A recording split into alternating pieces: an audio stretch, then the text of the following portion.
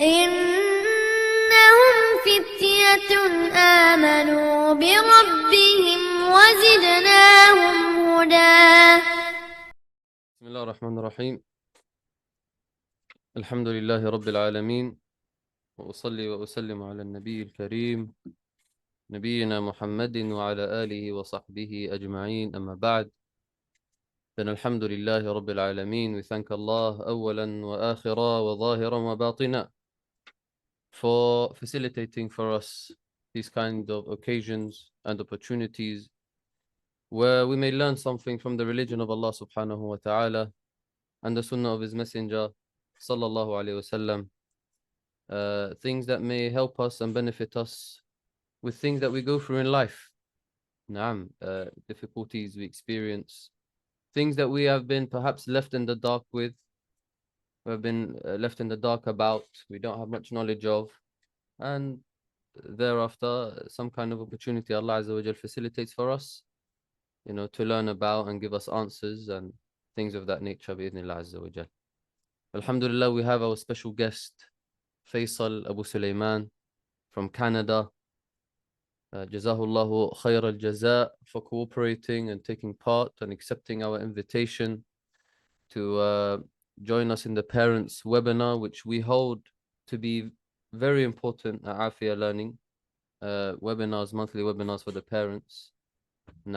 Because we are all in need of some kind of guideline and guidance to our responsibilities as parents and things we go through with our children. Alhamdulillah. Jazahullahu khair al-jaza. Abu Sulaymān Faisal was recently in UK, I believe last month, and he was around giving da'wah, giving talks in and around UK, along with Abu Fajr. Alhamdulillah, akh عنده khair, he has much khair with him. Has book about feminism, books about matters pertaining to the woman, and I believe approximately 3 books now that have been authored by the brother Faisal, and a branch of ilm have them available, I believe. So inshallah, without further ado, we would like to hear from our noble guest. فليتفضل مشكورا مأجورا. بارك الله فيكم. جزاكم الله خير أخي الكريم أبو أنس مالك. السلام عليكم ورحمة الله وبركاته. بسم الله الرحمن الرحيم. الحمد لله والصلاة والسلام على رسول الله وعلى آله وأصحابه أجمعين. أشهد أن لا إله إلا الله وأشهد أن محمدا عبده ورسوله أما بعد. First, I'd like to thank our noble brother Abu Anas Malik, Hafidhullah, and all those affiliated in supporting Afiyah Learning for this opportunity to present on a very important topic. And also all the parents who are here with us today, and those who will, inshallah, listen to the webinar later, and pertaining to an important topic related to parenting, especially parenting children who have ADHD and other such related learning and developmental issues. It's very important as a community that we address the issue to seek further knowledge, and also for ourselves to be acquainted with what is happening in these topics. To begin, I'm not an expert, health expert. I'm not a medical professional. I'm not none of those things. I'm just your fellow brother in Islam. And what I want to do today is present the research of the experts and the leading researchers and professionals in the field of ADHD and neurodevelopmental issues with children, what they're saying, and correlate some of that information and some of the strategies that they suggest that are effective for parenting children with ADHD in light of Islam. And so the key word at the end, in light of Islam, at the end of the presentation, I'm going to we're going to do a comparison and correlating between the strategies advised by the experts and Islamic teachings about parenting, and see how Islam has a lot of also benefit in terms of taking some of their guidance and then going further with it. So that's the real purpose of today's presentation. I'll also be summarizing a lot of what's been said about ADHD so that all of us can be more informed, including myself. Again, so inshallah, we're all learning together. So let's begin. Because of the time, I don't want to take too much time. I want to just go right into it. So to begin, we have to have an understanding of ADHD. What is it? and also why there is so much discussion about it. ADHD is an acronym for Attention Deficient Hyperactivity Disorder. So it's an acronym, ADHD. It was once called ADD, right? ADD, but now that's considered archaic or no longer used. It's ADHD. And it's one of the most common mental disorders affecting children. Symptoms of ADHD include inattention, right? Not being able to keep focus, hyperactivity, excessive movement that is not fitting to the setting, and impulsivity, hasty acts that occur in the moment without thought. So these three qualities, as we'll see, are the most defining qualities of ADHD: inattention, hyperactivity, and impulsivity.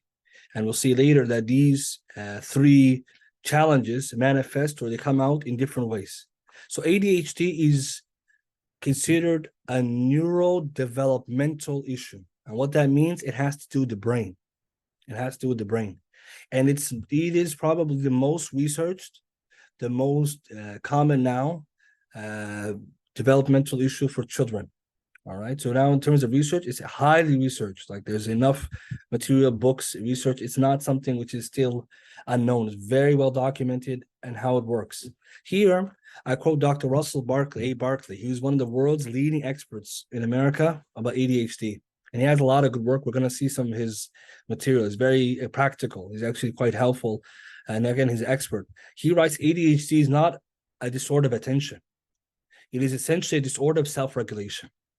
To put it more completely, ADHD is a neurodevelopmental disorder of self-control and executive functioning. And these two words we're going to look at later, executive functioning. What does that mean? Because for parents who have children who might have ADHD or suspect that their children have ADHD or know someone who has ADHD, you have to understand what is happening to the child. So neurodevelopmental means it's to do with the brain, the way that it's developing. So ADHD children have a delay in the development of their brain. And it affects what? Their executive functioning. And we're going to take a look at exactly what that means. So this is important to really understand this point, because I think what's happening, at least for the Muslims, and also I can say even non-Muslims, is a lot of confusion whether or not ADHD is real. And the correct answer, it is real. It not only is real, it's proven, right? That there are children, there are adults even now who have ADHD. So somebody must say, well, if ADHD is real, and experts are saying this, why so many people are apprehensive about it? I'm coming to that later, especially for the Muslim community. I'm going to get to that in later. What are the causes of ADHD? And this is the next important heading. The causes for ADHD are varied and they're complicated. So there's not just only one cause. But if you were to say, what is the main one? Well, or main ones, here they are: brain anatomy and function, right? So the development of the brain, genes and heredity. So the child receives this condition from the gene pool that they receive from the parents. So it's coming through heredity, significant head injuries, prematurity, right? So for example, a child being born premature has actually shown to be more likely to have ADHD. SubhanAllah, it's very interesting. Again, these are just possible reasons, not a guarantee that any child born premature is going to have ADHD, but it's a risk factor. Prenatal exposures to alcohol or other toxins like smoking and stuff like this, and toxins in the environment. From all of these, the most, you could say, important one, the most likely and the most usually caused is genes and heredity. It has to do with the fact that the child is born this way. They have a developmental delay in the way that their brain is wired, and so the development. So the way that especially the frontal cord, the frontal part of the brain, the frontal lobe, how it's developing. So genes and heredity means it's something which is outside the control of the child and the parents. If you realize this point, you will notice that when the children have or diagnosed with ADHD, it is often not their fault nor their parents' fault. It is a developmental issue. So it has to do with the brain and what they have, Allah created them as. Now, with this point, I also want to say before moving on, genes and heredity are very interesting because, subhanAllah al-azim, a lot of parents who complain of their children, who are found that the children have ADHD, actually find out they have it also. They actually find out that they too have it. So a lot of parents, what sometimes they may not even realize, children who have ADHD, it came from somewhere. And they find often that with diagnosis, that one of the two parents may have it themselves, which even makes the problem worse because now there's two in the household. And if someone accepts this point, subhanAllah, it says a lot about then also how to parent. We can't really put, to make a difficulty or have a hard time or feel frustrated with a child who, whatever issue they have, may come from the parent themselves. And I found this very interesting. And Dr. Barkley and others, they bring research to prove this. And we also found a lot of anecdotal evidence that many parents found that after having their children run through tests, that they themselves also had the same symptoms. So just pay attention to the fact that it's to do with development of the brain and genes outside the control. These other factors are possible as well. They contribute, but not as much as the first two. So if we understand this point now, let's take a look at what Dr. Barkley summarizes. And again, a very good book. It's called 12 Principles for Raising a Child with ADHD. I'm going to put the cover at the end of the presentation. You can even buy the book or get a summary. It's really good. He says the cause is primarily genetic. Disturbance in the specific genes responsible for building and operating the brain that increase the risk of having ADHD in about 70% of the cases. So it's not all cases, but most. There are environmental causes as well, but they are only account for a small percentage of cases.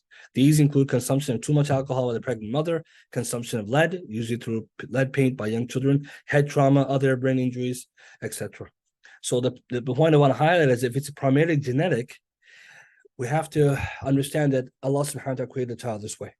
When they're born and then we find out that they have it, we're not obviously saying that every child has ADHD, but if it's proven through diagnosis that they do, we must understand what's the cause. So the environmental causes are less.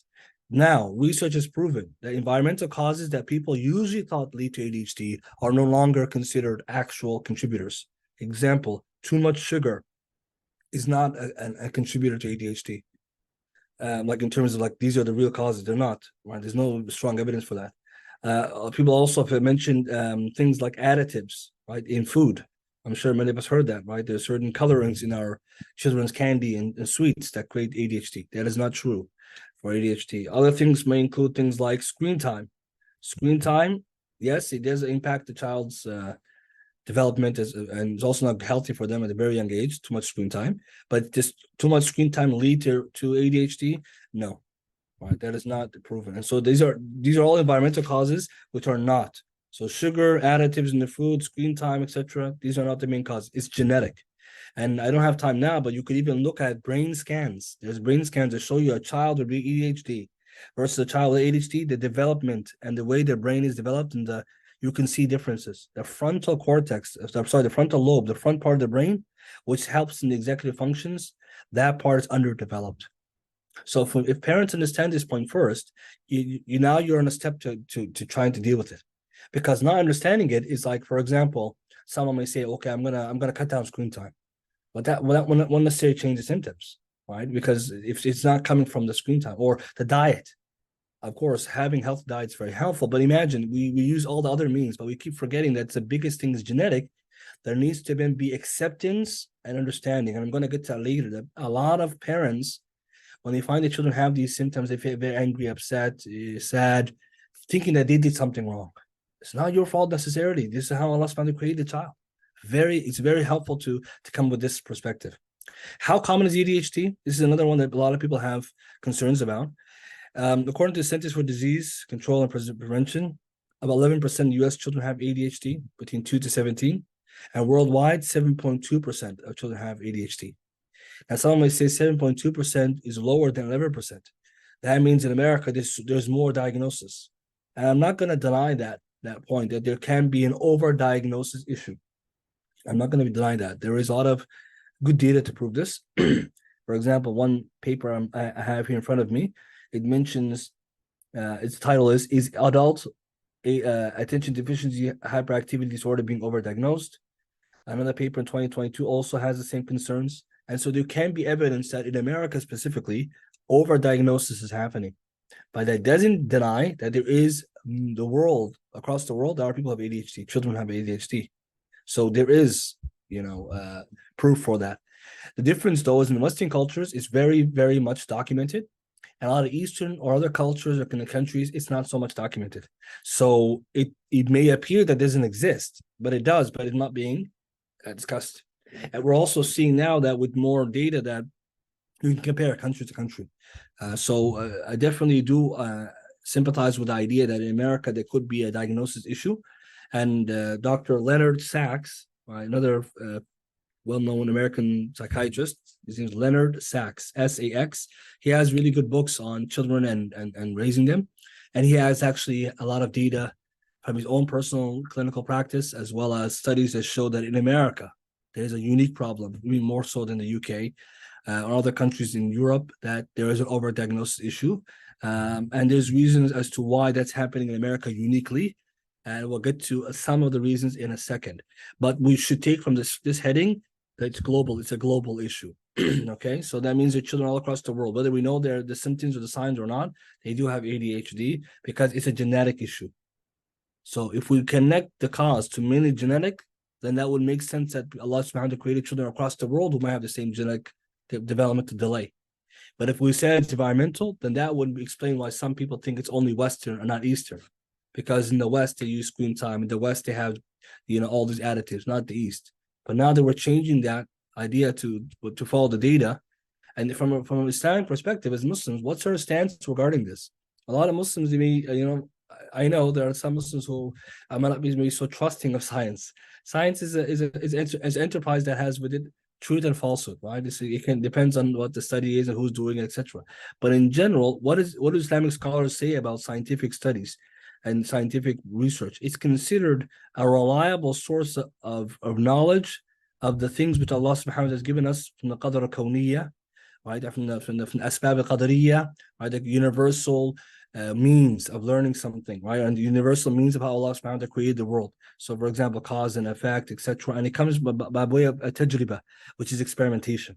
And a tajriba is experimentation is a way to learn something. It is a valid means of learning. But that doesn't mean then that can ever go against the Quran and Sunnah. So we believe firmly the Quran and Sunnah and true science don't contradict. So I'm saying all of this just in case there are some people who say, well, all of this is just, bogus. Science, we don't need that. But as Muslims, we have to remember, we also participate in these researches. We also are aware of this. Okay, moving along, right? So we mentioned this point here. Okay, so let's move here. Okay, ADHD and Muslim children, right? So this is a point that we also have to be mindful of. The big challenge that's facing Muslims now, and this is again studies for us as Muslims, and there are not too many studies. I tried to find as many as I could, but there are some, that ADHD is a universal issue and it impacts Muslim children. But what is happening in the Muslim community relates to ADHD that maybe not happening in other communities. So they found some studies that Arab Muslim parents are less likely to seek treatment for this disorder. So some studies found that Muslims also have ADHD, their children. Muslims are experiencing it, but the parents are not seeking the treatment as much as others. Here's one study: Arab immigrant Muslim mothers' perceptions of children's attention deficient hyperactivity disorder. And there's conclusion. It says here, culturally sensitive interventions may be needed to help Arab immigrant families access care for children with behavioral problems such as ADHD. It also found here that moreover, mothers' decision to seek help to address these behaviors were linked to the presence of several triggers. So they found that the parents, the mothers, could actually figure out that their child had a problem. But then with that acknowledgement, they didn't take the next steps to get the help for some reasons. And some of the reasons have to do with cultural issues, the fear of judgment and reprisal, the worry of over-medication. And I'm saying this because many of us might be in that same boat, right? When you hear about ADHD, like, oh no, I don't want my child to be institutionalized. But then remember, treatment is not all of one type, right? Treatment for ADHD is not only one type. It's not only medication. Let's take a look now at another study. This is a more recent study, 2023. Prevalence, diagnosis, and treatment of ADHD in Arab and Jewish children in Israel. Where are the gaps? So this researcher took a look at the difference between ADHD treatment in Arab and Jewish people in Israel, what we call Palestine. So prevalence of ADHD was still in both groups. So that's the first clear result. Both groups had ADHD children. And why is that important? So it's not affecting us more than anyone else, affecting everybody the same. Yet seeking diagnosis was lower among Arab Muslim children, 9.2%, compared to Jewish children, 17.8%. So again, going back to the same idea that Muslim parents, they're aware of it. They're aware of it. So there's symptoms, the signs of it, but they're not seeking necessarily the same treatment. Another study, right? Arab Americans, what is the cultural impact on healthcare? So this is Dr. Amal Al-Awami, she's an MD. She writes as well here. Okay. It is difficult for many families to accept the diagnosis of ADHD, and this is certainly true in Arab American communities. Again, the research is always in Arab American communities, maybe because they're finding either that they're focusing a lot on that, or maybe because they're finding that they're able to do research with them. Doesn't mean it's only the Arab community. I'm just mentioning that now. But families may remain in denial for a long time. Healthcare providers need to explore the reasons behind the family's fear and resistance to management to modify their counseling approach. So they're realizing that once this is something real, the ADHD is something that they are aware of, so they can see there's signs, a fear, a denial. Take a look, accept medication. This is interesting. The healthcare management steps should be explained thoroughly in simple words that are culturally sensitive. Every family is different, so simple ways to ask each family member or each family about their own beliefs and understanding of what works best for them. Many Arab American families are reluctant to start their children on medication, but that issue is not particular to this culture. That's the point I want to highlight. I think most Muslims are in this category, that we're scared of medications, partially because we're scared, of course, of giving kids medication at a young age. They're going to become addicted to it. What can happen? How strong are they? What type are they? But look what it says. These families may express fear of addiction, as well as concerns about side effects and long-term effects. And this, I believe, is important to understand why within our own community, there might not be as much discussion about it or solutions from a medical perspective. For our own information, many studies show that medication helps about 80% of children with ADHD, about 80%, which means that medication, what does it do? I'm not saying, again, to take medication. I'm not a doctor. I cannot give that advice. I'm just saying generally, what does it do? It helps the neural pathways and neurotransmitters in the brain. So remember, we said before, the children with ADHD have a front lobe issue that develop executive functions in the front lobe are being affected. When they take the medication, it helps get connection in the frontal lobe with the neurotransmitters, which help them make better decisions and get things done. Less inattentive, less hyperactive, etc. So that's how it works. Again, I'm not talking about specific medication, I'm talking about in general. So obviously, concerns about what is medication, how does it work, is it only treatment? That's part of it. Let's move on to one more study, right? Here, Dr. G. Hussein Rasool. He's a Muslim psychiatrist. From what I know, he's a practicing Muslim, right? So he's got a really big beard. He writes, a lot of his work has Quran and Sunnah. So I actually, personally, if I read any psychological stuff, I like to read his work because he actually tends to go back to the Quran and Sunnah more. And he's a big guy. He's not a small writer. His work is published by Routledge and like this. So he has a lot of interesting kind of stuff in his work, and he's very Islamic and open about it. I think he works in some Islamic institutions too. In any case, he has this earlier article, Culture and Competency Counseling the Muslim Patient, Implications for Mental Health. And look what he says here. In summary, the common mental health problems reported by Muslims working within the Muslim community on issues of mental health in England, so right, the primary audience, you guys in the UK, including anxiety and depression, ADHD, addiction, psychosexual problems, domestic violence, marital problems, religious delusional behavior, etc. So on 08 study, a little bit older. But in the US, they found that major issues were marital problems, committing sins like drugs, drinking, sexual activity, etc. So the fact that some studies found that in the UK there is ADHD as one of the primary issues means that it is part of the Muslims' issues within our country and or within your country or within your city, London. So it's important to pay attention to this point, just because, like I said, there might not be a lot of information about every single community, but we can see the broad concept that Muslim parents, we need more information about ADHD. We also need to be more aware of what it is and how it works and what the treatments are, and also strategies to help so we can come to more, acceptance and also better parenting. My job, obviously, here in this presentation is just to share information. So I cannot tell you what the treatment is and what you should do. I can only advise what experts advise. And then I'm going to focus mainly on strategies for parenting. I'm not going to tackle medication and other things. And the reason why is because that's for the health experts, right? So I cannot talk about that. But I can only, what I could tell you, though, is that there are two to three different general treatments for ADHD for children. Number one is the medication, which many of us know. Number two is behavioral therapy. So they found that medication plus behavioral therapy is how to help the child. The parent learns to training with the professional how to train the child to get, overcome some of the challenges they're facing. So it's a kind of therapy that they go through, they learn. Another one is called it's a CBT, right? A cognitive behavior therapy. So these methods are what's available for treatment. So it's not always medication, and medication is actually not enough. So that's something to also be mindful of. It's not enough. It means that even those who take medication, they don't necessarily overcome their challenges, but they did find recently that combining medication with behavioral therapy is the best. At the end of all of this, I'm going to talk about the end. What Dr. Barkley suggests are helpful strategies every parent can take who has a child with ADHD. And I like what he mentions there because he talks about strategies you can do right now if you feel like your child has ADHD, or you found out they do, or you know someone who does, etc.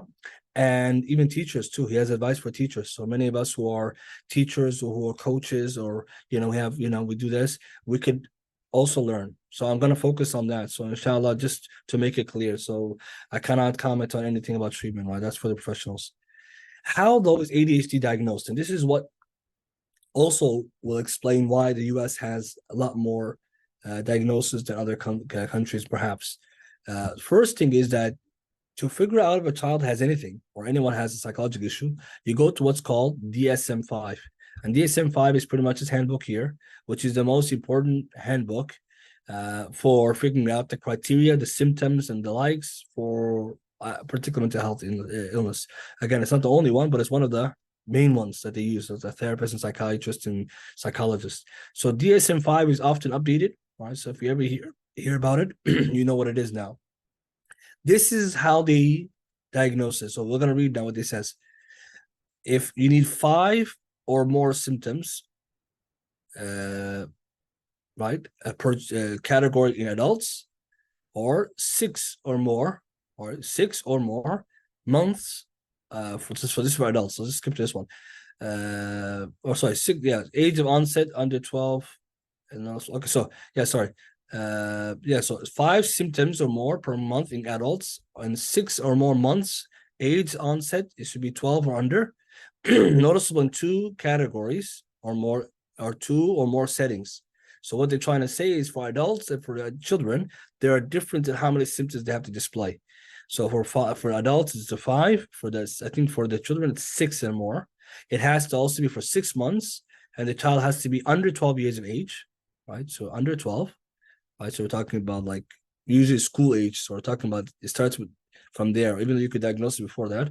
But so under 12, and then for 2 settings, and 2 settings, we're talking about school, right? It could be academic. So usually when the ADHD testing is done, some of you probably have seen it before. The teacher is given a questionnaire, sometimes called the Vanderbilt questionnaire, and then sometimes the parents are given 2. So parent fills it out at home, what they're seeing, and the parents the teacher fills out in the school what they're seeing, and then they use both of them to figure out in these 2 areas, in attention and hyperactivity. So per category. So they have to find like, okay, you need to have 5 or more for adults, or 6 or more for the children in this category and in this category. And then based on this, the child probably has ADHD, and a doctor, psychiatrist will look at it, and then they will call in the parents to say, this is what we concluded.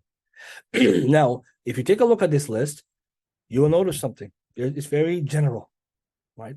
And another problem you also see is that it doesn't necessarily conclusively prove that child has ADHD. So let's take a look at some of the symptoms. Inattention, lack of attention to details, careless mistakes, difficulty sustaining attention, does not seem to listen, does not follow through on instructions, difficulty organizing tasks and activities, etc. This sounds like a child who also is just not listening, right? So some will say, what's the difference between a child who doesn't seem to listen and a child who is listening, or a child who actually has ADHD? It's not so clear. And I'll give you some of the concerns Dr. Leonard Sachs mentioned, because this is why some parents, I think, Wallahu a'lam, feel that sometimes the assessment is not thorough. So the questionnaire doesn't tell you conclusively why the child is doing that. It's only telling us that he's not listening, she's not listening. So Dr. Leonard Sachs, his concern was that these tests can tell you what the child is doing, but not why. And so he also gave some considerations that we need to be extra careful.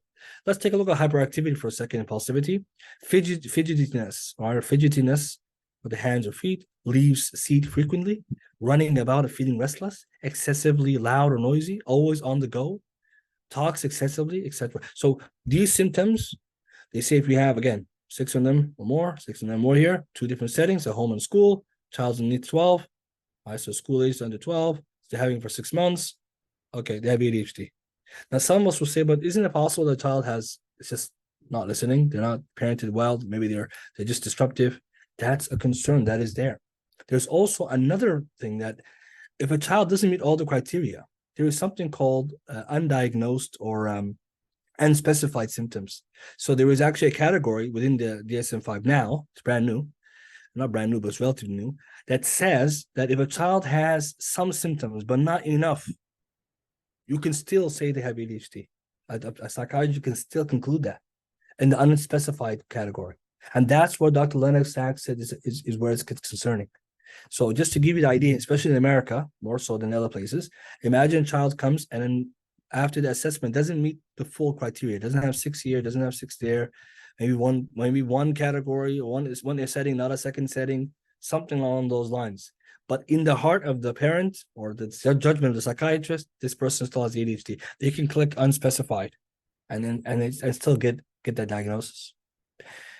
Again, so my job here, or my point of this was not to say that don't trust the criteria. No, I'm just saying you have to be aware of some of the concerns. But when a health professional does conclude, and again, you can check with your own doctor, you can check with more than one. We as Muslims have to, go with the expert, right? Opinions. We should not also doubt so much and say it's not the case. But we have to also do a due diligence by looking at other factors. And I'll just give you one because of the time. Dr. Leonard Sachs, he does raise one concern that some of you probably have also heard before, which is that we look at hyperactivity. Hyperactivity, these symptoms, someone could find in a child. But we might say, okay, is the cause ADHD or is it another cause, which is something like sleep disorder? There is a correlation, and many studies have shown that children who have ADHD issues have sleep problems. I'm saying this now, so parents should also, one of the most important things to do, look to your children's sleep patterns. Sleeping issues can create these problems in the morning. For a child who's not well rested, they may also in the morning, due to lack of sleep or disrupted sleep, or how about we say it clearly, they're not sleeping on time. They're playing video games. Dr. Leonard Sachs talks a lot about this. Screen time, devices not in the room. It's a big issue he talks about. He in his clinical practice, he tells many anecdotal stories where he found that children who were looking like they have ADHD because they're hyperactive were sleeping 2 a.m. in the morning. And then the parents said, well, he slept at 9, but in his room he's playing video games. And the child openly said so. So when they lack of sleep means a child was in the morning, they have hyperactivity because the body goes through, and it's very interesting, a struggle between sleep and awake. And so some doctors talk about the scientific background, right? So how sleep deprived kids have hyperactivity. But what's the conclusion? It could be the cause of bad sleep. So someone may say, like, subhanAllah, is that the case? Barakallah fiqh. So no time limit, mashallah. So that'll make our life easier. Jazakallah khair. Yeah. So, but I don't want to also keep going because then maybe we run the parents too much. But I'll explain as much as I can, inshallah. So hyperactivity can come from that angle too, because of this issue of sleep. So what is that Dr. Leonard Sachs really saying? He's not saying now that the parents who see these symptoms should immediately say it's because of sleep. But do take a look at other causes that may also contribute to the same symptoms. So ADHD is one of the causes, and also sleep. So that's a nice side benefit for us as parents and as teachers and coaches and mentors of the community. If the child is not sleeping well, it will affect their daytime routines and behaviors. So this is another thing. And sometimes the children's sleeping issues have to do with their breathing at night.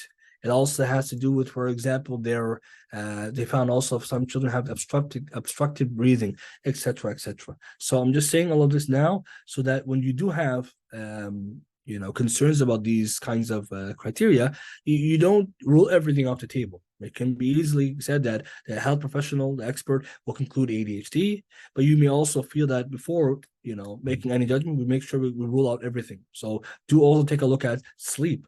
It's very important, and we have to add that point that many parents are giving their children devices in their rooms, and they're having this at night, or playing video games late at night by themselves, and that's considered one of the worst things that we can do. Right? So it should be a rule of thumb: no devices in a room for any child. No, should not be the case, especially right as they're growing, and even as they get older, even then, because it affects their sleep. And Dr. Leonard Sachs has a lot of discussion about that. One last thing, though. And it's interesting because some of you are probably wondering, does ADHD impact boys more than girls? And it's not yes or no. I'm gonna show you in a second. But this part here, number C, letter C, does not seem to listen. Dr. Leonard Sachs, he has a couple of good books. Maybe later I'll also mention some of their names, because his books are very, very interesting and also quite beneficial as well. About the difference between genders. He talks a lot about the difference between raising boys and raising girls. And he has more than one book, one about the boys, one about the girls, one about today's time where we're raising one gender, like all or both genders in one way without differentiating. Let's just get to the point I want to mention. Listening. Think about now, I myself am a teacher as well. You go to the classroom, especially elementary school, okay? Because I'm the 12 age of years, so it's about grade 6. You go to the class, right? Grade 6, grade 7. So you go to the class, imagine, and they have a child, let's say somewhere in grade 4. They're sitting where? Because boys are cool, right? So they sit in the back of the class. So they sit in the back of the class. Usually, let's make the child grade 3, because grade 4 is usually when the child begins to have more male teachers. I want you guys to really follow me here. More than one health education expert has mentioned this point. From grades kindergarten, we call it kindergarten. You guys call it nursery, I think. From nursery up until grade 3, for us is grade 3, year 2, 3. You guys just fill it in. That child has mainly female teachers, okay? And I'm going to use the boy example. And the boy now, he's a cool boy, so he sits in the back of the class, right? Because cool boys sit in the back. This is what they think. When you sit in the back, the boy, he has a female teacher, and mostly in public schools. And the public school teacher is raising her voice, not so loudly, because women, they speak at a lower decibel than men. Okay, this again, Leonard Sachs talks about all of this. It's very interesting. So the boy in the back of the class, he can't hear the teacher. Her voice is too soft for him. So naturally, as he cannot hear her, he starts playing around the back. He's just doing some, goofing around. And the teacher's looking and saying, well, why is he always not listening? Inattentive. He does not seem to listen. Then the teacher may say, I think he has ADHD.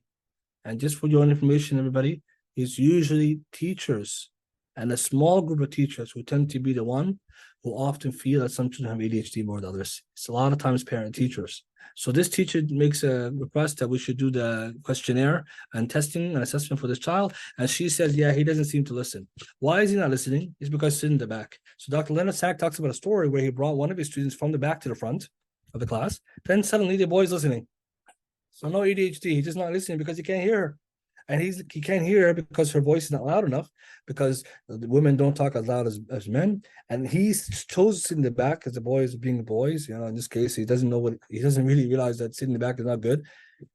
So that's a very interesting example as well, to make sure that when we're looking at everything, we look at it from a holistic perspective. Not to say that we're going to doubt these things, but also think deeply about, okay, what are other factors that may lead to these symptoms? So ADHD, obviously, these are its symptoms, but also can be symptoms for other things, and that's why some health professionals tend to focus a lot on making sure that everything is covered before a diagnosis is made.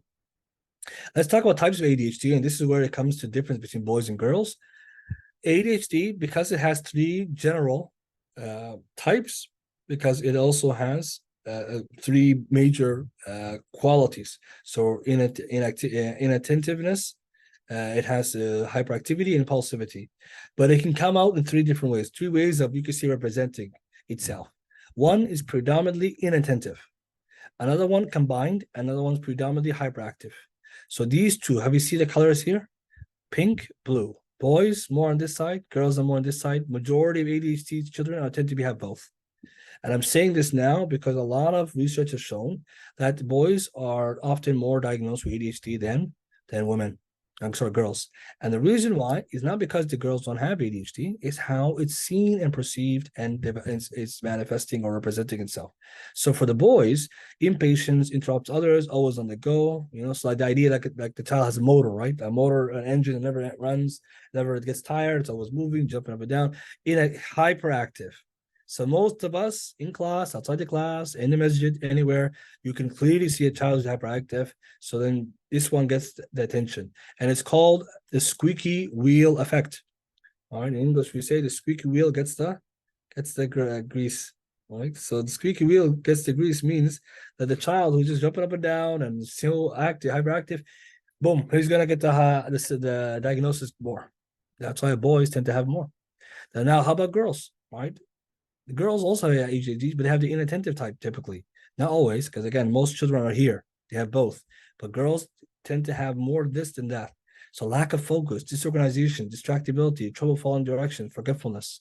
So for a girl, it's not very open. It's more subtle. And you'll notice that the girls get also diagnosed later in life. Boys get diagnosed earlier. Why? Because the hyperactive kid, you can see it from the minute you meet them. Okay, this kid is hyperactive. We can make notes. But for the girls, you will not notice these things until they found that when they finish their higher education, high school and university and college, they found that some girls diagnosed with ADHD because now it's not so easy to mask it. It's not so easy. For example, she's sent to school by herself now to study university or college. And then when she's up there, she's all over the place. She's missing classes, failing the classes. But in the regular school, she was a good student. So because now she's not has to regulate herself and she's not able to. Then they do diagnosis, they found, oh, she has ADHD. So high school and beyond, often they find girls with ADHD, boys typically in the primary age. And I'm saying this because this also helps us to understand why adult ADHD exists. And the fact that you can also get it in your early ages. Most children are both, they have both of them, right? Both qualities. So this is majority. So now that you understand this, even parents and teachers should also be mindful of the girls as well. Yes, because some things could be simple, could be written off as just, oh, they're just disorganized. But then the problem is that we have to also check, is that an executive function issue? Is it something that they're having a really hard time, excessively hard time doing, or is it something that they fall into here and there? So at the end of the day, ADHD affects both genders. So we just to make that clear. Okay, moving now on to the management side of things, because at the end, now that we have a better understanding of it all, how do we manage and treat ADHD and how do we deal with it? So we have to understand that in order to get treatment or what you call effective parenting skills regarding it, a parent who's concerned whether or not the child has ADHD, the first thing they have to do is seek professional help. It's not allowed for me or you, any one of us to make that judgment. The professionals have to, because it's their their knowledge, and they're the ones who are going to make that judgment after, of course, research and assessment. And also the parents have also the right to be involved in the process to figure out what's going on. So once that professional help is there, it's a foundation for treatment, because now you can be confirmed the child has or does not have ADHD. After seeking professional evaluation, a parent can then better understand what to do. And so I'm not going to give you the treatment, as I said, because that's not my field or my role. I'm not allowed to. So what I'm going to focus on is effective strategies that the professionals mentioned, the parents can do, educators can do, and then I'm going to bring the Islamic guidance with it. So I'm going to show us here that as Muslims, we actually have a lot of good parenting techniques that are actually, unfortunately, not so common amongst the community, either because this topic is underrepresented, or maybe sometimes, someone knows it, but they're not, they don't know it's a hadith or an ayah or something that came from Islam. So we need to also, as Muslims, go back to our Quran and Sunnah, our resources, our revelation, and derive these divine guiding parenting strategies. And you will quickly see that there is a lot of overlap between effective parenting strategies for parents, for children with ADHD or not ADHD. So we're going to take a look at first, what is an effective strategy for regular parenting? Then what adjustments can be made for the ADHD child? So the ADHD child needs extra. He needs more than the normal kinds of parenting. But where is the first problem? Let's assume a Muslim parent, right, wants to parent the children and they don't know what is good practice to begin with. So if we don't know what good practice is, the best effective practice, for example, for parenting, then you have a child who has ADHD and neurodevelopment issue. You have problem on top of problem. Why? Because you have to go from good to better. I need good to more. You have to intensify the good practice. You have to do it differently. But if you don't know, let's say we don't know what the good practice is, no wonder it gets even more frustrating because we don't even know what we're supposed to do. So inshallah, I'm just going to share some of that, and maybe in the future we can get more into these kinds of things, because this, I believe, is going to really help us as a community, help all of us become better at it. Let's first go back to what's called the 4 keys to success. Dr. again, Barkley, he mentioned these are 4 keys to success. If you want a child who has ADHD to be successful, number 1, get professional evaluation, diagnosis, and treatment. So we already agreed. You got to, once you see symptoms, once you have concern, get the professional help. Go to, if you feel that we don't know who's a good doctor, find a reliable doctor, Muslim doctor. If you can't find one, find a reliable doctor in your field, someone who you can trust. If you feel like the doctor might not understand, go to 2. Try to find as many as you can. Number 2, identify and promote special talents and aptitudes. See, the ADHD children, they have a neurodevelopmental issue. So there's a delay in their brain development. They still have special talents and aptitudes. Allah put in them. Every child is created with something that they can do special, that they're good at.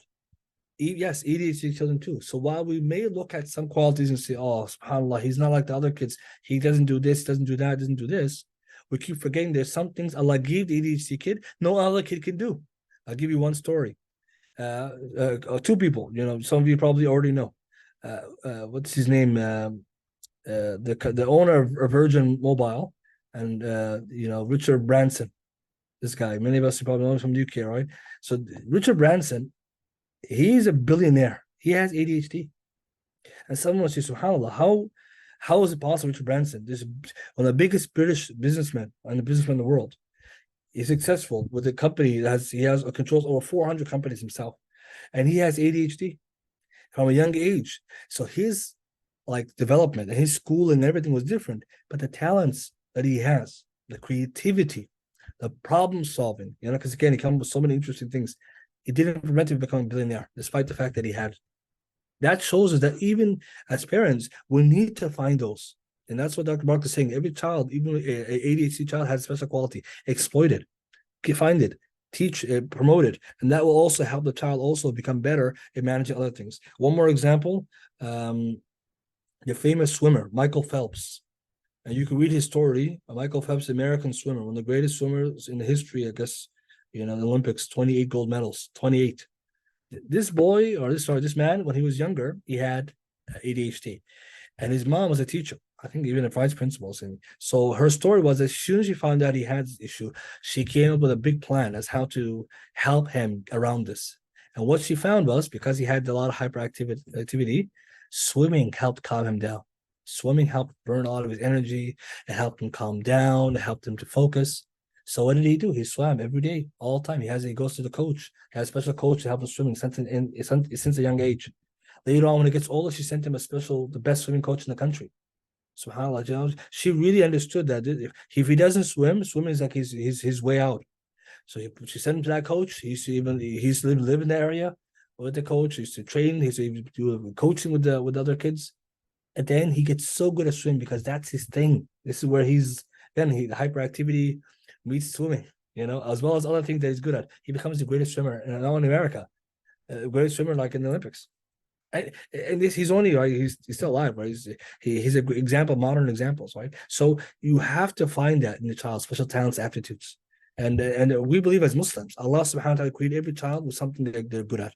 And maybe at the end I'll share Imam Ibn Qayyim rahimahullah's quote about that. Ibn Qayyim talks about when you're choosing a child's career and their future, there is something that every child is good at, and Allah created it and made it easy for them. So we have to find that.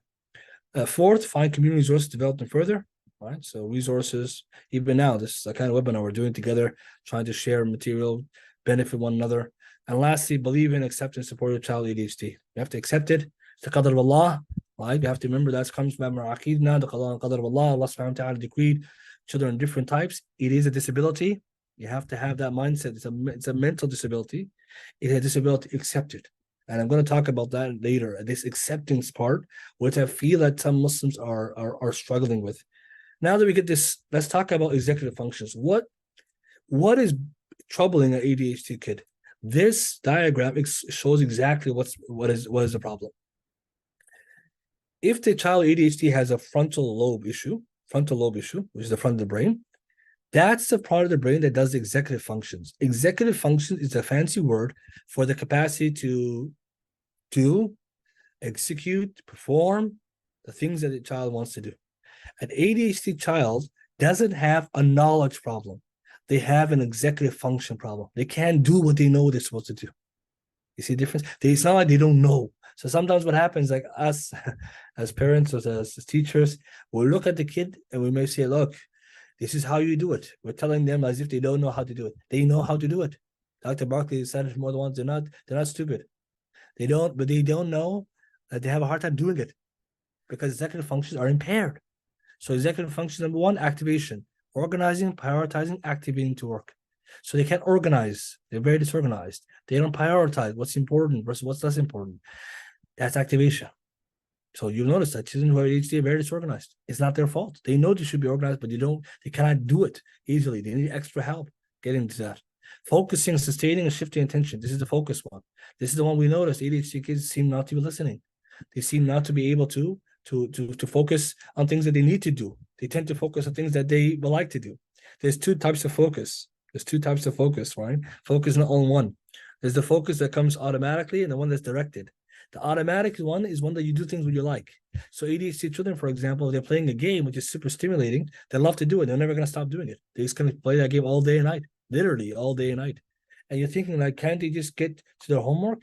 For them, the other one, to focus, the directed focus to do homework, is very hard. It's very hard.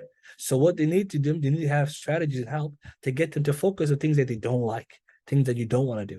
So that's the thing. So it's not like they don't focus. They focus on things that they like, they find interesting, they find stimulating, and things that they're supposed to do, prioritize, but they don't like, they're not going to do. So you need to help them on the focus. Regulating alertness, sustaining effort and processing speed, effort. Managing frustration, modulating emotions. So a lot of ADHD children have emotional outbursts. They have a hard time controlling their emotions. Again, self-regulating emotions, going to executive functions. So it's not like they want to, but they may, give out those, explosions of anger and different things. Again, because for them, their executive functions is impaired. And that means a child with ADHD whose biological age is higher, but their mental age, as we'll see in the next slide, is a lower. So what does that mean? Imagine a child who has developmental age, just like, let's say 10. At 10 years old, you're probably expecting a typical neurotypical child, a regular child, will be able to control their anger on this angle. They know that, this is normal, or if you lost a game, you're going to have to accept it, or something happened. But for an ADHD child, they're behind this development. So their emotions are not going to be able to manage. They might not be managing emotions. They actually will give outbursts and maybe cry or make a tantrum. So you have to think about the emotional side. So you can't blame them for that because they're impaired, their executive functions. Another one, utilizing work memory and accessing recall. This is a big one. ADHD children are very forgetful. And we're not talking about memory. We're talking working memory, the one in the front of your brain, like the one you have in front of you when you're doing something. So to give an example, working memory is like a GPS. Dr. Barkley says like a GPS. GPS, it's working to take you to where you need to go. It's functioning as it goes. So ADHD child has the memory, but when it's time to bring it to work, it's not there. So for example, like let's use a school example. It's time to do the calculation for the math problem. The knowledge to do the math problem, they might know. But now when it's time to do it, I can't remember the formula. I can't remember the process, the steps to do. I'm stuck. So that working memory creates a serious problem because if somebody who's stuck, who doesn't know what he has to do next, or can't recall what they need to do, can't get it done. And that's why you find sometimes that they're very intelligent, but they can't do a test. They can't do well in assessment. So it's important to know that they know how to memorize, like they have memory, but the working memory, that one that's in front of them, is holding, you need it when you need to do work, that part is not there. It's developed, just undeveloped. And lastly, monitoring self-regulating actions. right? Doing the right thing at the right time. So in right now, if we talk about self-regulation, the child will do it themselves. For ADHD child, they can't really self-regulate. They have impairment and dysfunction. So what they need you to help regulate, co-regulate, or externally regulate. So that will maybe come with things like other rules and regulations. So if a parent and a teacher or anyone understands this point, you cannot really approach a child with ADHD and think that they're doing it on purpose. They are not doing it on purpose. This is the thing that's affecting them. Sometimes, and I've seen this repeated by a lot of people with ADHD, and also experts are saying that they're trying to focus. They want to do the right thing, but they can't. They can't. Why? Because it's an impairment in executive function. It's like right now, if you know somebody has a problem in something in their brain or another part of their body, you will not get angry at them when they cannot do something. Example, they give, like, if a child who can't walk, you will never get angry once in your life for the fact that they need to use a wheelchair. And you won't get angry, you accept that. But a child with ADHD has a different type of disability. She's not trying to make your life hard. They're not doing it on purpose. They just can't. So this will be a nice, like, kind of remembrance, like, of a point to remember in our head about what is happening for the child. What's going on in their head, as you might think about, right? When they're not doing what they're doing, why they're not listening, why they're not able to recall. I told them 1,000 times, and then so once you understand it's an executive function issue, all right. Now, as a parent, as a teacher, as a coach, as a mentor, I have to do things differently. We must do things differently. Let's now look at some of the solutions. So what I've done here in this chart, I've taken from the 12 principles of Dr. Barkley. So I put his advice here. Then I put the Islamic guidelines for the neurotypical child here. And then the adjustments you have to make to go from here to here. Right? What you need to do extra from what you're supposed to do, what you need to do even more so in order to meet your ADHD child. So a regular child, you can do this. But for ADHD child, you have to do more of this because, as Dr. Barkley mentioned, they need that. They have this issue. So if the regular practice was here, as a parent of ADHD child, you must do even more. And not because it's something which is burdensome, it's for the benefit of the child. Let's begin with this first advice. Be a shepherd, not an engineer. And what does he mean by that? He literally used the word shepherd. And as Muslims, we know parents are shepherds. Be a shepherd means you are not responsible for designing the child's outcome. You did not choose the child how they are. Allah did. We know this. Allah created the child this way. So it's not allowed for you, because some parents will say, okay, how can I engineer this child out of this? What can I do to fix them? There is no fixing. Allah created them this way. Yes, they will grow eventually when they get older. Parents always ask, can they outgrow it? Data shows that you cannot outgrow ADHD. But the child can get better, though, at dealing with its symptoms. They can get better at dealing with the executive functions. Some of them will go away. Some of the issues that they had, or some of the symptoms, and some will remain forever. But then the good news is the child will be older, more experienced, and to be able to better handle themselves, not so much from you. So this is the good news. But can you engineer out of it? No, it's not a code. It's not a computer. So Dr. Barkley says, be a shepherd. And we know the hadith of Abdullah ibn Umar. Nabi sallallahu alaihi wasallam said, "Kullukum ra'in, ala kullukum ra'in, wa kullukum mas'ulun an ra'iyati." All of us are shepherds. Each is responsible for his flock. So to be a shepherd means what? If your child needs help, your child is struggling, you, the shepherd, is protecting them. You're nurturing them. You're guiding them. You have love and care. Shepherds are responsible for that. So the advice for ADHD children then, for ADHD children, parents have to be even involved, right? They have to be even more involved shepherds. They have to be, if you're already a shepherd, you have to be a very vigilant shepherd, because your child, in this case, your flock, it needs more attention. See? What else he mentions? He says himself, and this is what we could take, that you need to do more in providing protection, best environments, and support and accommodation. I'll give you an example. ADHD children, because they lack executive functions, right? They are actually more impressionable to the bad behavior of other kids. So if, for example, other kids can easily influence your child with ADHD, because your child has lack of prioritization, right? Alertness, right? Self-regulation. So what happens? A bad child can really take your child really down. They can just show them something bad and your child will follow them. They found this. So as a shepherd, keep your flock away from bad, ground. Like in one of the Salaf, I think it was Abdullah ibn Umar, he mentioned this himself, that the example is like a shepherd. Like if you have a shepherd, you're a shepherd and you have a flock, you keep your flock away from the bad grazing ground. It's the same thing. When you have a child, you keep them away from the bad community, the bad company. So this is important because some parents, when they send their kids to schools, forgetting that they have ADHD, you have to be very vigilant. You have to know exactly who their friends are, exactly what school setting they're in, who's the teacher even. Because a lot of teachers also give their kids they give the ADHD kids a hard time. They found this as well. A lot of teachers, because they may lack the training, are talking down to the child. They're ruining them. So if you have a child with ADHD, be a shepherd. Alhamdulillah, Islam teaches us that. But if you have a child with ADHD, you're even more vigilant shepherd. That's a very beneficial thing. And these are his words. He used the word shepherd. I'm going to take it as Muslims. We already know this. Okay, number 2, adopt disability perspective. And what does that mean? Children with ADHD are about 30% behind in executive brain development. How much? 30%. Let's go backwards. All of these functions, a child at that age. So he says, for example, take a child's age, whatever age they're in, let's say 10, 11, 30% behind their biological age in terms of this development. So a child, he says, I forgot the numbers he used. If I can remember here, he gave example. I think it was like if a child is something like subhanAllah, I forgot now. Maybe I'll find it later. But he gave some examples of age range. For example, if your child is one age, you have to think that they're okay. Here it is. If your child is 10, consider them to be like a 7-year-old. If your child is 16, consider them to be a 12-year-old.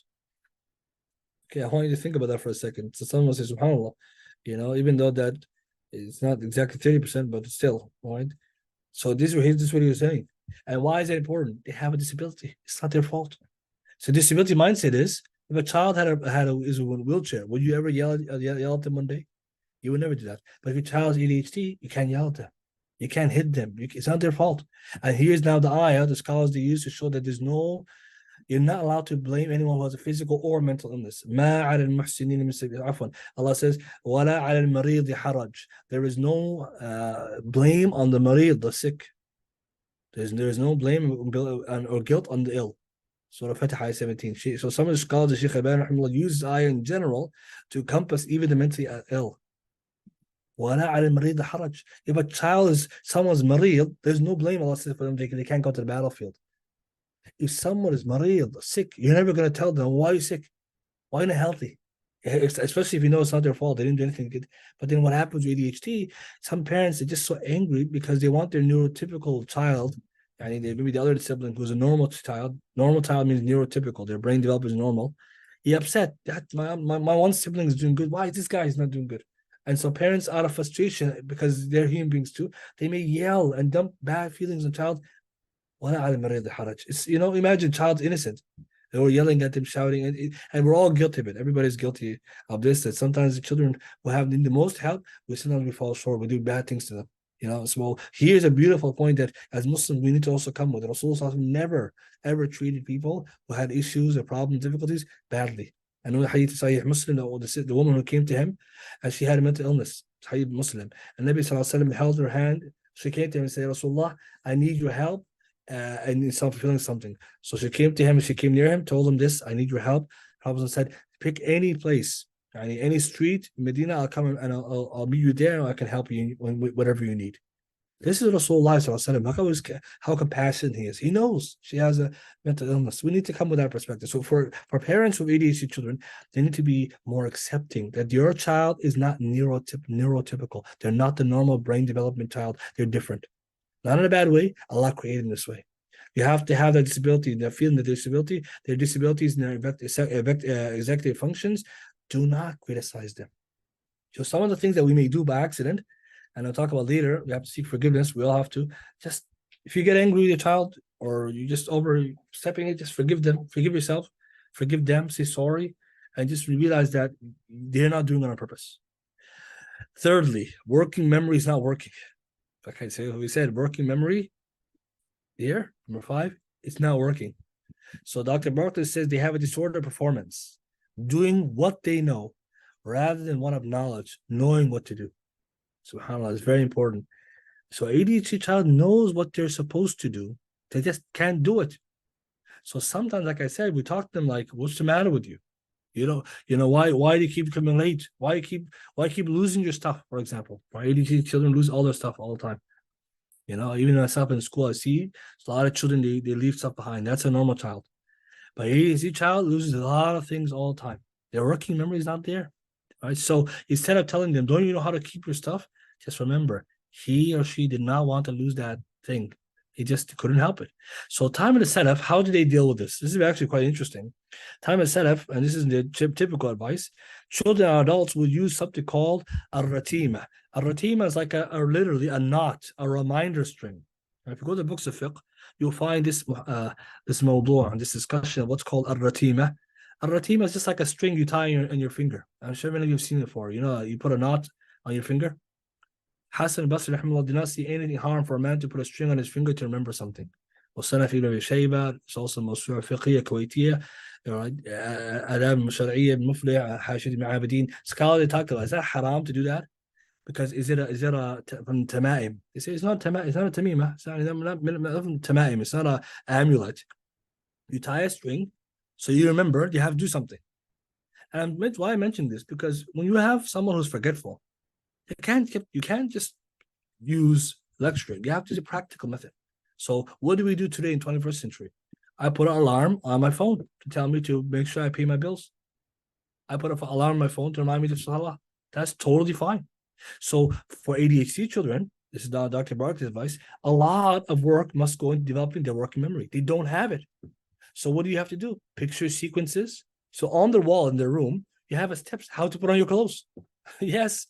They may forget the order of putting on something. Yeah, so you have on the wall, step 1, get this out. 2, put it on, and has pictures.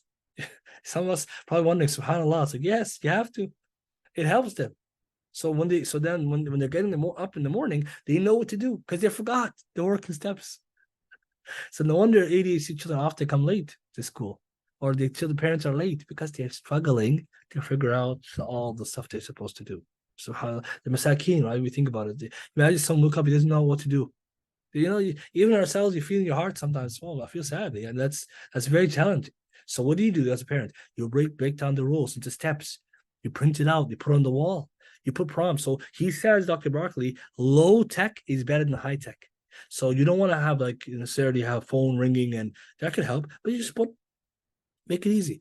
Another thing, he connects this. Working memory is connected to time management. I didn't put it here because of the space, but now that we understand that the ADHD children don't have working memory, at the time in the setup, they didn't have problems tying knots. Today, if your child has ADHD, you have to do more than a knot. You have to have all kinds of breakdowns because you know that they don't have that capacity.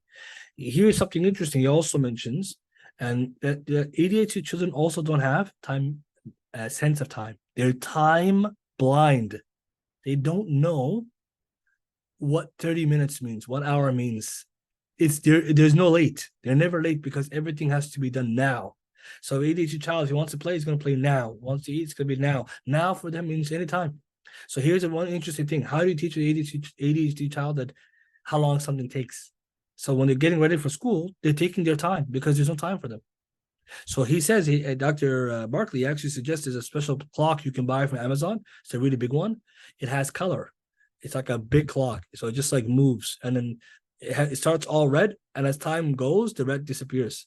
And a child can see, okay, when this thing goes to the end, that means it's time to get ready. So maybe it's let's say you say 10 minutes. They don't know what 10 minutes means, but they can see the clock. Oh, when the red goes to that much, it means I have to get ready. Okay. And suddenly they can have a better measurement of time. SubhanAllah, imagine if regular kids don't know time properly, they're not so sensitive. An ADHD kid is absolutely blind of time. So the parent has to teach them. Sometimes you can use your phone. Okay, I'm gonna time to do some work. Okay, we're gonna read something. When the phone rings, that means you have to finish. So that means the child knows, oh, I gotta make sure I finish when it rings. When it rings, okay, time to move on to the next one. So the child will learn and also routine.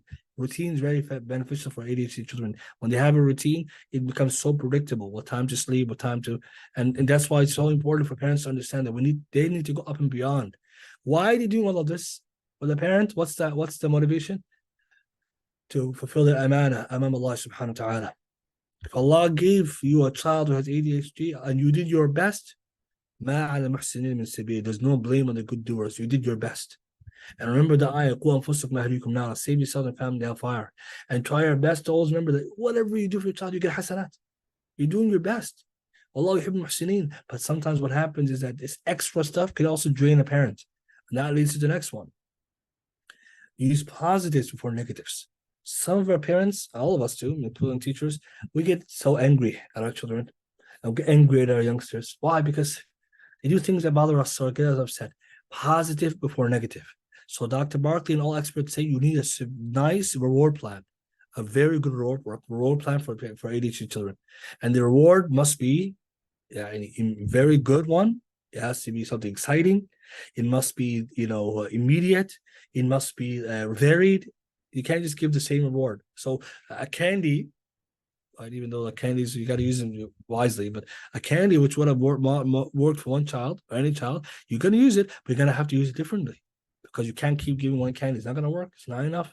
So why is it important to use positives? Rasulullah used to use positive, good words. Look at this hadith, Bukhari and Muslim. This is a riwayat Bukhari. Abdullah ibn Umar, Nabi Sallallahu Alaihi Wasallam, one day heard about a dream. Abdullah ibn Umar told him about himself seeing himself. Ibn Umar saw himself in Jahannam. So the Prophet Sallallahu Alaihi Wasallam told Abdullah ibn Umar, he was told this dream from, I think, Hafsa, his sister. Prophet's wife told him what Abdullah saw in the dream. Prophet said, Abdullah's a good man, but I wish he prayed tahajjud. So that after that, Salim, Abdullah's son, said, I need to see my father sleep little at night. What's the faid of the hadith? Scholars said, look what the Prophet said. He said, Abdullah is a good man. What an excellent man he is. He praised him. Then he brought the constructive criticism. But I wish he just prayed tahajjud. It worked. Abdullah continued to pray tahajjud. Scholars said that's how you talk to people. You praise them, and then you bring the criticism after. Today in communication, they call it the complaint sandwich. You praise someone, then you criticize them a little bit, and you finish with some more praise. It works. That's a regular person. It works. Nabi Sallallahu Alaihi Wasallam is the best teacher. If you wanted to tell Abdullah to pray tahajjud, you could have just said, Abdullah, pray tahajjud. Or, why don't you pray tahajjud? No, he said, Abdullah is a good man. So he making me feel good of himself. But I wish he prayed tahajjud. When Abdullah heard that, he never left it. That kind of tarbiyah, that's what we need. Another one, Fudayl ibn Mazruq said, I asked Sufyan al-Thawri, should I beat my child to pray? That's a good question. Sometimes we wonder. Some people say, if they're not going to pray, what should I do? Didn't the Prophet say to discipline them? Yes. But that's not the first role, right? Scholars explain the discipline is the last stage. Sufyan al-Thawri says, encourage and motivate him.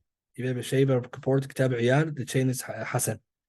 So what do we take from this? Motivation. Say good words to your child. So ADHD children, parents have to use even more positive reinforcements. To praise, varied rewards. ADHD children are highly motivated by incentive.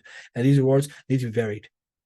Got to get a lot of rewards. So praise, lots of praise. MashaAllah, great job. You were early today. I like how you put on your clothes, very quickly. I like how you did this. It's very important. It actually helps them mold their behavior because they're getting feedback to do the same thing later. Immediacy of consequences is another one. So if you're going to give them consequences, because the ADHD children also need strong consequences. When I say strong, I don't mean beating necessarily. I mean it has to be immediate and it has to be strong. For example, taking away some privileges that they like. If that was a reward, you have to take it away too. And the experts, they say, and Dr. Barkley mentioned, immediacy of consequences means the ADHD child, you cannot delay. If you said you're going to do it, you have to do it immediately. Because that's what's going to really curb that behavior. So an example now, right, as a hadith. So some scholars look at this hadith. We know this hadith. It's Sahih hadith.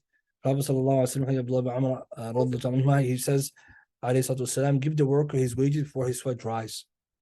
So this hadith is a hadith about work, etiquette. When someone does work for you, you hire someone, you give them their wage before their sweat dries, which means immediately, right? And so the scholars, they say, what does that mean? Someone work for you, as soon as you finish the work, don't delay and give them their work because their award, because they did the work, and that's ihsan. That's the best way of doing it. So أعطوا الأجير أجره قبل أن يجف عرقه. So give the ajir, the worker, أجره, his reward, قبل أن يجف عرقه, before his عرقه, for his sweat dries. It also means that if someone does something good, give them the praise. So immediacy is very important in general. Immediacy a reward. Someone does something good, give them a reward immediately. So from here, we can take the idea immediacy is a good thing. Right? Some experts say this hadith teaches us immediacy. Try to use immediate. So for ADHD children, parents need to use stronger, more immediate. So okay, a child did something they're not supposed to do, and you told them that if you did that, there's going to be consequences. For the ADHD child to learn not to do that again, they must see the consequence immediately. So I'm sorry, you did not do what I asked you to do. I must take away the privilege of playing games. The child will feel upset, but you have to do it immediately. Then they're going to learn, okay, next time I cannot do that. I'm going to lose the game. There's no game. And for ADHD children, games are very strong reward. So imagine, and there's also another benefit that when we say as parents something to do something, we're going to do something, we have to do it. Parents, for regular children, they figure out the parents are bluffing, don't do this or else. And they know you're not going to do it if they never see you do it. But for ADHD children, you don't have the rule not to do it. You must. The rewards have to be clear, and the punishments, the consequences must be strong and immediate. So what happens is it trains them, and they're to not do that again, right? And to be aware of that. So if it's gonna work for neurotypical children, for regular children, then what about the ADHD child? Another one: touch more, talk less. So for ADHD children, you can't just like yell at them, counsel them. They did something right, did something wrong. You want to tell them something, grab them, and nicely hug them. Hold them by the head, hold them by the hand and say, look, I want to tell you something. This really helps. What does it do? It makes the child listen. It really helps them because, again, their executive functions are not functioning, so they need to really let them hear like how important this is. So look at this hadith now. Again, scholars, first of all, differ this hadith. Shaykh al-Albani weakened the hadith. Shaykh Hafiz ibn Hajar and Shu'ayb al-Arnaout, they said it's possibly Hasan. I'm only mentioning it because it's from Bab al-Istishhad and the Bab evidence, and also the kind of like supporting, right? You could say evidence about the need to touch the child, your child or younger children, to give them affection. It really works. Look at this hadith. This Sahabi, the uncle Abu Rafi ibn Amr al-Ghifari narrates, I was a boy and I used to throw stones at a palm tree, or the palm trees with Ansar. I want us to really all analyze this tarbiyah here. This is Rasul Sallallahu Alaihi Wasallam, how he dealt with it. A boy, he's saying himself, I used to throw the rocks to the palm trees, which is no good, right? Because palm trees, we know they're beneficial to the community, you should not harm it. So he said, I was brought to the Prophet Sallallahu Alaihi Wasallam, right? Somebody from adults, they brought him to Rasul Sallallahu Alaihi Wasallam, right? So who said to him, oh boy, why do you throw stones to the palm trees? Why are you doing that? He said, to eat dates. I wanted to get the dates down. Okay, so I want us to think about this for a second. Abdullah, the uncle Abu Rafi, he's mentioning himself why he's doing it. Children do this, all right? Does he know this is wrong? That's the question we have to ask. So the Prophet tells him, do not throw stones at the palm trees, but eat what falls beneath them. He didn't wipe my head, he wiped my head and said, oh Allah, feel his belly. Look how the Rasul Sallallahu tarbiyah there. He wants the boy not to throw stones. He uses both instruction and touch and compassion. This Sahabi is telling this story when he was a boy. He's an old man now. Do you think he's still throwing rocks at trees? I don't think so. This kind of things really shows you again the depth of the tarbiyah of Nabi Sallallahu Alaihi Wasallam and what we need to do more in terms of learning from this. So from here we learn a number of benefits.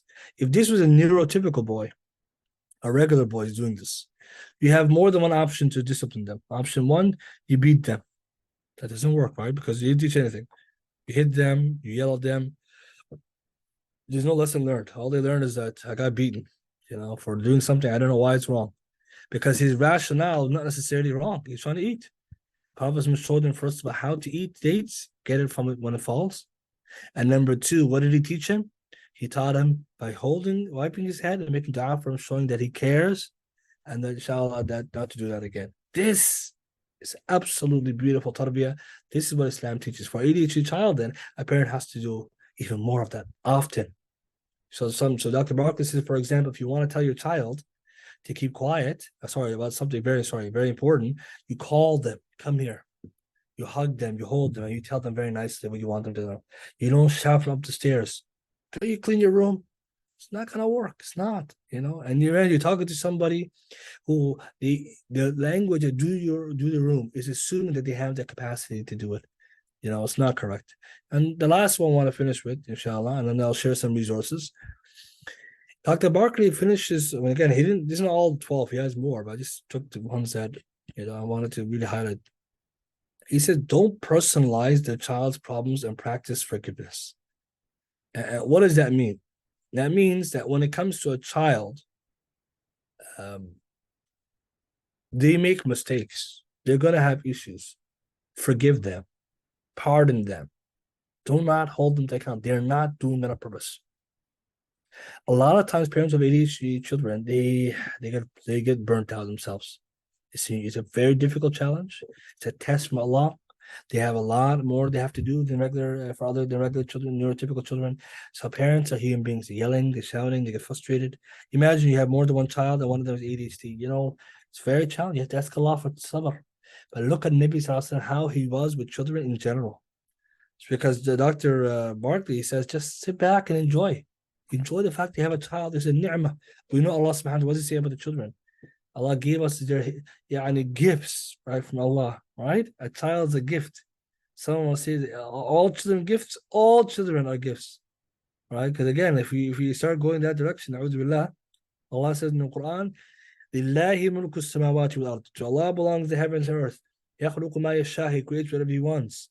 يَهَبُ لِمَنْ يَشَاءُ إِنَاثًا وَيَهَبُ لِمَنْ يَشَاءُ الذُّكُورَ. Allah, he creates whatever he wants. He gives whomsoever he wants children.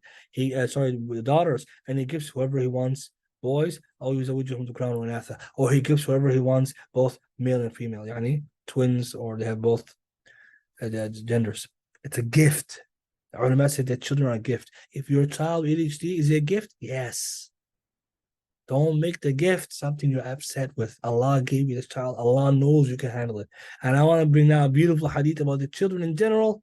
Imagine an ADHD child. Anas bin Malik reports that Rasulullah had the best disposition amongst the people. Best akhlaq, best nature. He sent me one day on an errand. He sent me on an errand one day. Anas saying this. It's a hadith. And Anas said inside himself, by Allah, I'm not going to go. I want you to pay attention to Anas bin Malik. He's a boy. Scholars explain why Anas said that. He's a boy. He's under the age of taklif. The Prophet ﷺ never gives Anas hard work, but children are children. Sometimes they don't want to do it. So he said, I had, however, this idea in my mind that I would do as Allah's Messenger had commanded me to do. So scholars explain that in his heart, Anas was thinking, I don't want to do it. So he said, I'm not going to do it. Because he's a boy, he's a child. He doesn't, maybe he doesn't want to do it. He's tired. But in his heart, he knew I have to do it. Rasulullah was asking me. Now look at this part of the hadith now. He said, I went out to do what the Prophet told me until I happened to come across children who were playing in the street. So he joined them. That's what happened. He played with them. In the meanwhile, Allah's Messenger came there. So this is the funny part. Anas went to do the errand. He's playing with the kids. He got distracted. Talk about distraction, right? We're talking about ADHD here. Distraction. He's having fun. Nabi Sallallahu comes. He sees Anas playing in the street. The Prophet caught me by the back of my head from behind me. In one riwayah of the hadith, it says the Prophet came and grabbed him from behind, and he covered his eyes. He couldn't see. And then the Prophet said, right? I turned Anas. Anas said, I turned, I found him smiling. The Prophet caught me. And he's smiling. That's the point I was saying. He's smiling. And he said, Unais. So Anas, and I made the Ism Tazghir. He changed his name, right, to the diminutive form. Unais, which is a term of endearment. Did you go where I command you to go? I say, Allah's Messenger, yes, I am going. Okay, Anas further said, I served him for 9 years, but I know not that he ever said to me about a thing which I have not done. Why I did, which I have done, why I did that, or about a thing I have left, so why I had not done it. Allahu Akbar. The Prophet ﷺ 10 years, one why this was 9 years. I never did something even like this, and the Prophet said to me, why you did that? I never not did something, to which the Prophet said, why didn't you do it? Look at the tarbiyah here. Anas bin Malik is a neurotypical child. He's walking in the streets, playing with the kids. He lost sense of time, having fun. He forgot his errand. Nabi Sallallahu caught him. Prophet Sallallahu does not personalize the problems. He grabs him. He smiles and says, Anas, go and do what I told you. He didn't come and say, what? Well, you didn't do what I tell you? You don't listen, this and that.